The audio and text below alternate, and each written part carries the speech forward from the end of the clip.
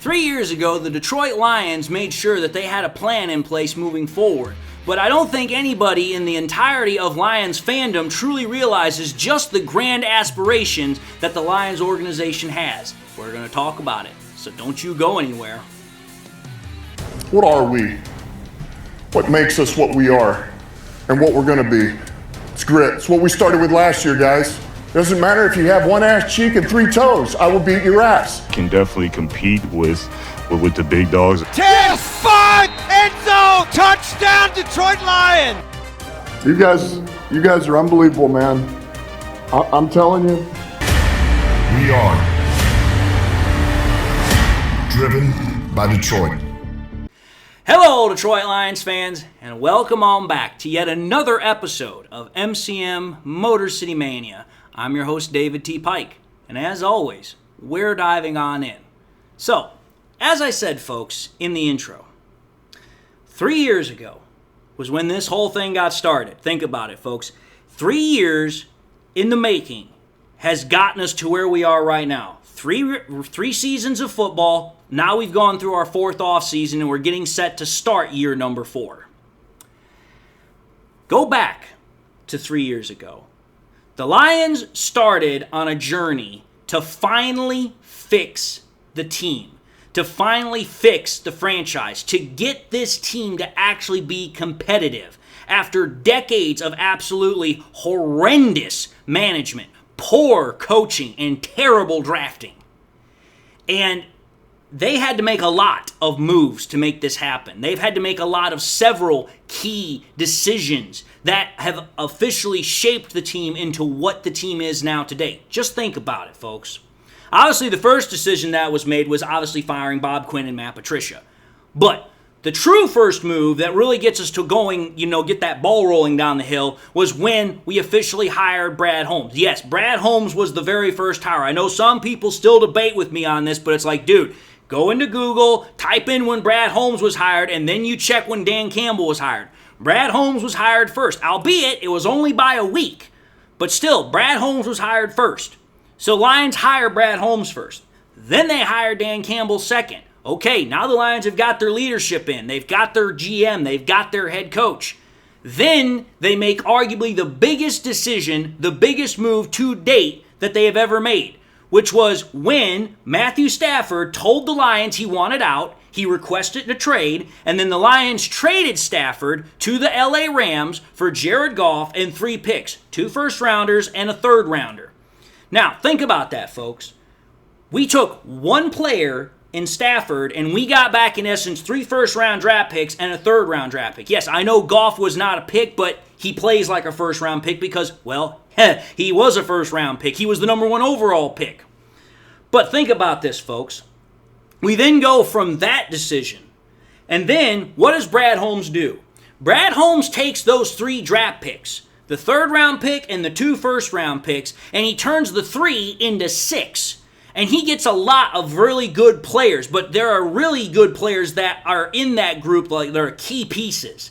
Guys like Sam Laporta and Jahmyr Gibbs that have now become absolute staples of this team and will be for years. Now, that's not to diminish other guys that, Brad Holmes drafted, like, Penei Sewell, Aiden Hutchinson, and others. But I'm just simply saying, if you look at the procession of events, Holmes to Campbell, Campbell to trading Stafford for Goff and the picks, taking those picks over the next 3 years and getting more out of it than what we had. Think about all that. It's been a pretty damn up and down kind of roller coaster ride. You would think, after everything I've talked about, that sounds like the culmination of the freaking goal that I was talking about, quote-unquote, fixing the team, fixing the organization. And to be honest, if you're thinking about it in the simplest terms possible, about, the roster being reset, about it being the best it's ever been in a long time, the deepest it's ever been in a long time, then sure, I guess you could call that the quote-unquote achievement of that particular goal. But I will tell you this now, that I know Lions fans know that the Lions want to win a Super Bowl. And Lions are wanting to win a Super Bowl. They want to win a Super Bowl. But I can tell you this right now. The Lions, they do not have such minuscule plans. They do not have such minuscule expectations. They have much grander expectations. They have much bigger plans. I say this because, like I said, some think the Lions are just going to win a Super Bowl, and that's going to be the ultimate goal. That's going to be the ultimate, culmination of all the work that's been going on. And that is good. Don't you dare get me wrong. It is good, and it is a goal. But it is not the end goal. You want to know what the end goal is? It's dynasty. Think about it, folks. The Detroit Lions dynasty is the goal that those people in that building are working towards. I said it.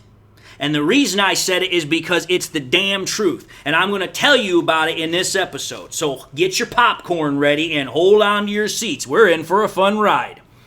Because I know there are going to be people that as soon as I say that word dynasty with Detroit Lions in the same sentence, they're going to try and call me a homer. They're going to try and call me crazy. They're going to try and tune me out. Well, I'm going to tell you this right now. The same people that wanted to do that were the same ones that said I didn't know what I was talking about with Jared Goff. They're the same people that said that Jared Goff wasn't going to get a contract. They're the same people that said the Detroit Lions were never going to be a winning program in the first place. So I wouldn't be so quick to say that it's crazy or that it's a homerish take. Because think about it, folks. Consider that the Lions are following a pattern of quite a few other dynasties before them. Truly think about that for half a second. Because other dynasties that have gone before the Detroit Lions have done a lot of the same things that the Lions are doing right now. Now, granted, the Lions are doing things somewhat a little bit differently. They're doing it in their own way. But they're still following a lot of the same steps. Let's consider the three main ones, which is the Steelers of the 70s, the Niners of the 80s, and the Cowboys of the 90s. Let's consider those dynasties. Let's first consider the Steelers of the 1970s. Go back to when Chuck Noll first got there. The Steelers were horrible. The Steelers were the laughingstock of the league when Chuck Noll became their head coach. They were an absolute embarrassment of a team. If you go back in the first year of Chuck Noll's tenure, think about it. The first year that Chuck Noll was the head coach, they only won one game. Hell, when Dan Campbell became the head coach of the Lions, he at least won 3.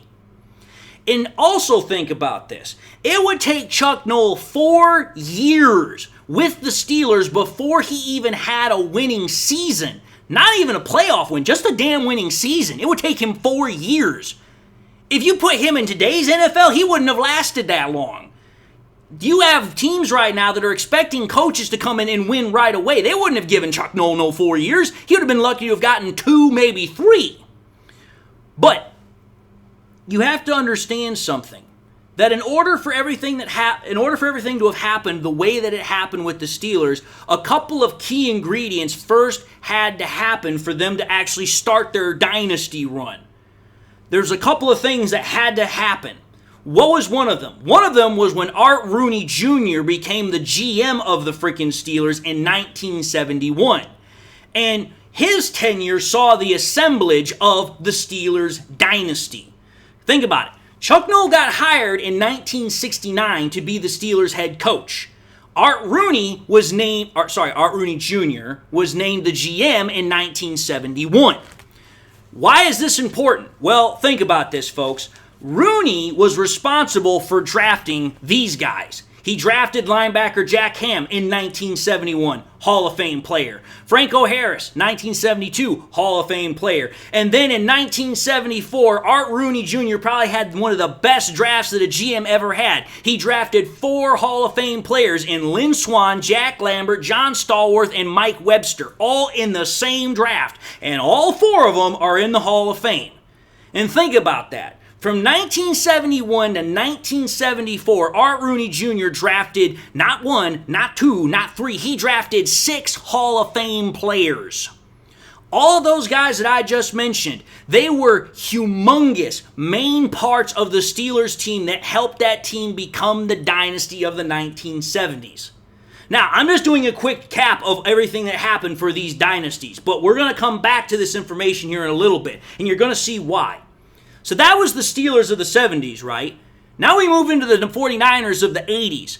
Now again, much like the Steelers, The freaking 49ers, before Bill Walsh got there, they were not a good team. They were a laughingstock. They were a bad, abysmal team and a franchise. Sure, they'd had a couple of playoff wins and trips here or there, but they were nowhere near as successful as what they were about to be before Bill Walsh got there. Think about it. When Bill Walsh got there, the team, kind of like when Chuck Noll got there for the Steelers, it wouldn't start showing what that team was going to be like under Bill Walsh until a couple of years later. Now, the main difference between the 49ers and the Steelers is this. Bill Walsh, it only took him 3 years to win a Super Bowl. He literally went through 2 years before he got to the Super Bowl on his third year. For Chuck Noll, it took him 6 years before the Steelers got to a Super Bowl. So there is a main difference there. But the whole point is that both guys came into town. They had to rewrite the franchise's culture. They had to bring in a new identity. They had to bring everything that they needed to get that team up and running. And a couple of years after they got there, that was when they started winning. Now, the difference also between the 49ers of the 80s and the Steelers of the 70s is this. Bill Walsh was not only the head coach, he was also the GM. That was a little bit weird for me to think about because I was like, dude, I didn't know that Bill Walsh was also the GM of the 49ers while he was also the head coach. Though, to be entirely honest, that shouldn't have surprised me considering the fact that freaking, Bill Belichick was that way for the Patriots for a while, but I digress. The point of the matter is that Bill Walsh was also the GM and the head coach for the Niners. And Bill Walsh was responsible for drafting the guys that made the 49ers dynasty. He drafted Joe Montana in 1979. He drafted Ronnie Lott in 1980. He drafted Roger Craig. Roger Craig didn't make the Hall of Fame, but he should be in the Hall of Fame, at least in my honest opinion. He also drafted Jerry Rice in 85. He drafted Charles Haley in 1986. Those are all guys that Bill Walsh drafted, and all but one of them are current Hall of Fame players, and some of them are the best that have ever played their position, aka Montana and Rice.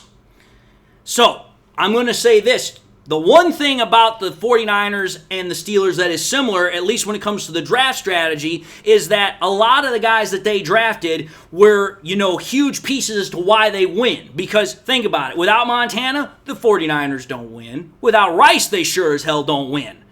But the main difference in terms of the drafting strategy is that, go back to the Steelers, 1971 and 72, they have 2 Hall of Fame picks. And then in 74, they have 4. Like, it is just boom, boom, boom, boom, boom, boom, boom. For the 49ers, it was a lot more spread out. 79, 80, 83, 85, 86. It's a little bit more of a wider, wider spread, pardon me. So that's the 49ers. So we've gone through the Steelers, and we've gone through the Niners.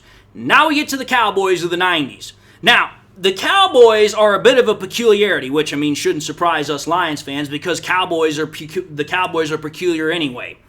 But the reason why they're peculiar on this list is because the Cowboys, prior to freaking Jimmy Johnson getting there, they had enjoyed success under Tom Landry for roughly 2 decades. Think about it. With Tom Landry, they had won 2 Super Bowls and they'd been to 5. It's not like the Cowboys had sucked a lot before they freaking got rid of Tom Landry and brought in Jimmy Johnson. Now, granted, before Jimmy Johnson getting there, the Cowboys had 3 straight losing seasons. But consider 3 straight losing seasons versus 2 decades of success with 5 Super Bowl trips and 2 wins. That's not even close to what the Steelers or the Niners went through. But, again, let's just look at it for what it was. Jerry Jones, he buys the team, he fires Tom Landry, he brings in his new guy to go in a new direction, Jimmy Johnson. Okay, now we've got our brand new head coach. Now the freaking Cowboys are trying to get over Tom Landry in the last couple of years of losing. Now, again, kind of like how Bill Walsh was also the head coach and the GM, Jerry Jones is the owner and the GM. Now, granted, Jimmy Johnson also had decision-making powers in terms of personnel decisions. But the problem is that he didn't have the kind of powers that he wanted. This resulted in both Jimmy Johnson and, Jerry Jones having a schism, which later resulted in Jimmy Johnson leaving because Jerry Jones was not willing to give up any power. But again, I'm not going down Cowboys history. I don't give a damn. I'm just talking about it briefly here for the purposes of this episode. But again, think about it, folks. Despite what a lot of people want to think about Jerry Jones right now, you go back to the 1990s, Jerry Jones did actually a pretty damn good job with drafting to give birth to the freaking Cowboys dynasty. 1989, he drafts Troy Aikman. A bit overrated of a quarterback, in my opinion, because of his stats, but still, 3 Super Bowl wins is nothing to sneeze your nose at. He drafts Emmitt Smith in 1990. Both of those guys are Hall of Famers. He drafts Darren Woodson in 1992. Should be a Hall of Famer, or is damn very close to getting into it, in my opinion. And then in 1994, he drafts Larry Allen. Rest in peace. But my whole point is this. Much like the 49ers, the Cowboys didn't exactly have a stellar draft record, and theirs was, again, it was kind of short on Hall of Famers compared to the Steelers. But like the Steelers in comparison to the 49ers, theirs was kind of year after year. 1989, 1990, 92, 94. Really, the only thing it didn't hit on was in 91 or 93. So, my whole point of the matter is this. With the Cowboys, they did pretty good because of the fact that, hey, they also made a big trade as well, the Herschel Walker trade. That was a big trade that kind of sprung the birth of the Cowboys dynasty, which was what allowed Jerry Jones to make those picks that I just talked about. So, all that information I just talked about, Cowboys, Niners, Steelers. So far, what have the Detroit Lions done in comparison that is of a similar nature to what are any of those 3 franchises I just talked about, or dynasties, I should say? Well, think about it, folks. The Lions had a winning season earliest out of all of those teams. The Lions had a winning season the second year of their rebuild. They went 9-8 in year number 2. For the Cowboys, the 49ers, and for the Steelers, it took them longer than that to get their first winning season. That's number 1. Number 2, other than the 49ers, the freaking Lions are the only team to get further in the postseason within the first 3 years. Because think about it. The Lions, in their third year, got to the NFC Conference Championship game. Like I said, the 49ers, they got and won the Super Bowl in their third year. The Cowboys, they sure as hell didn't. And the Steelers sure as hell didn't. And then, other than the Steelers, the Lions are probably the only other team that has a stellar draft record. Now, I know I'm talking a lot about what's currently happened right now.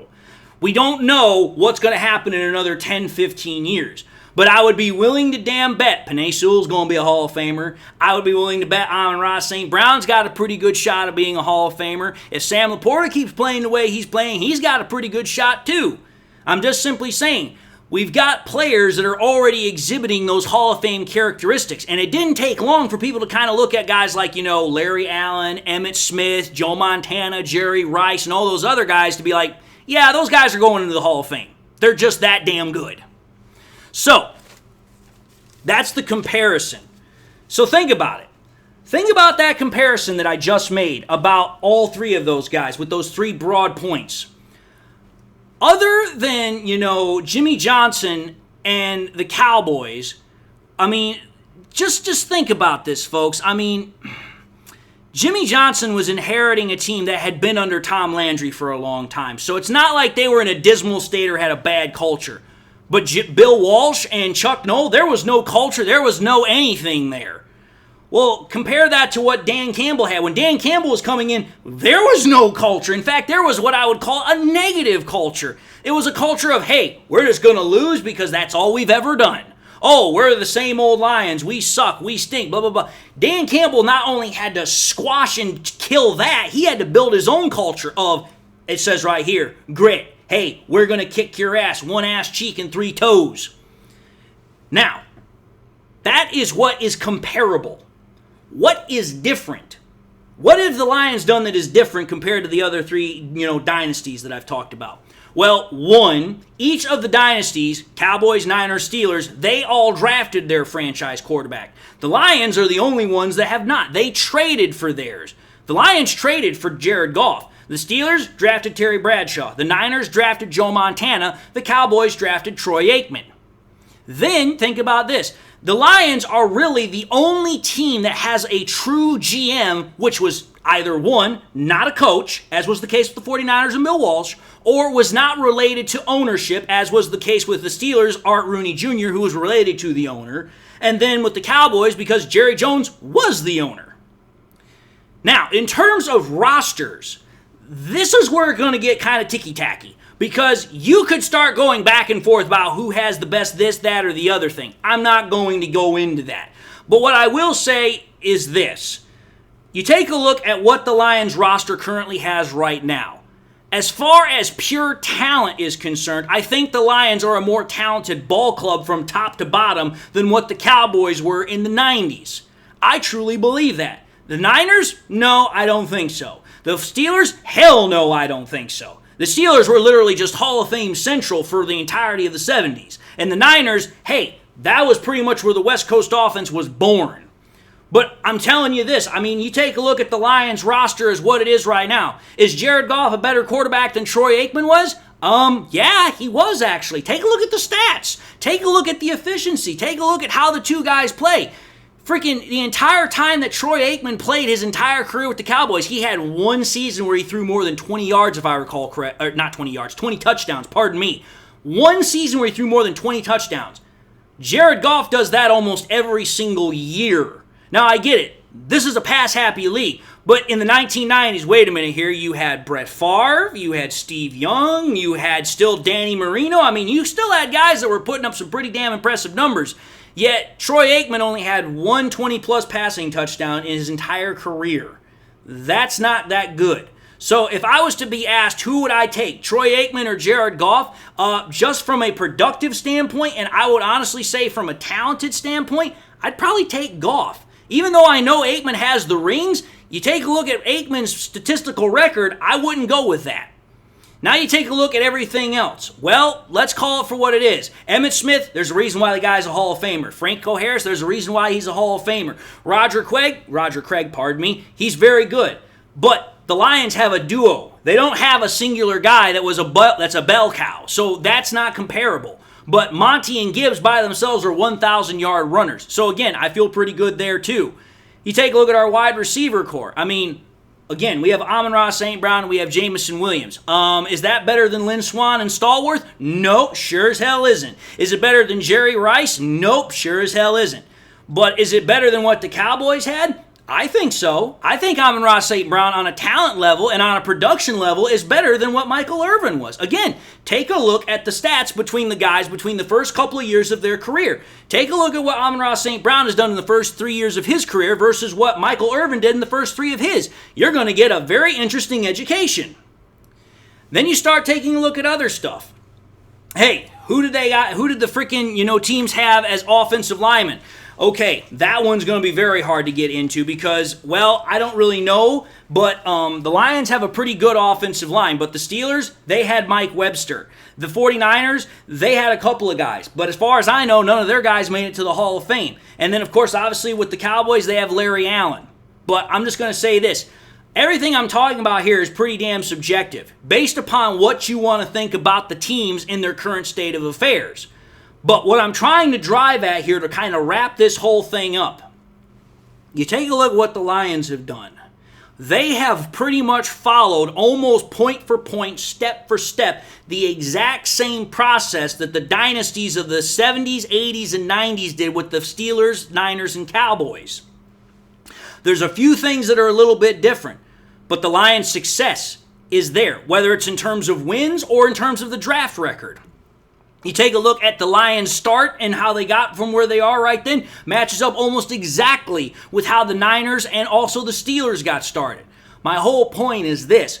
The Lions clearly have the talent. They have a young, talented roster. They have a hungry roster. They have guys that believe in the organization and in the direction it's going. They have a head coach that is beloved, that is tough as nails, as gritty as hell. They have a quarterback that they have rallied around and they chant his name. They have a defense that is on the up and up. They have an offense that is damn near hard as hell to stop.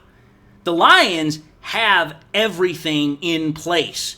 It's all put together. All the Lions have to do now is take that next step to start the dynasty journey. To say, hey, you know what? This is our year to get the first one, and then it's like dominoes. You start going into the next couple.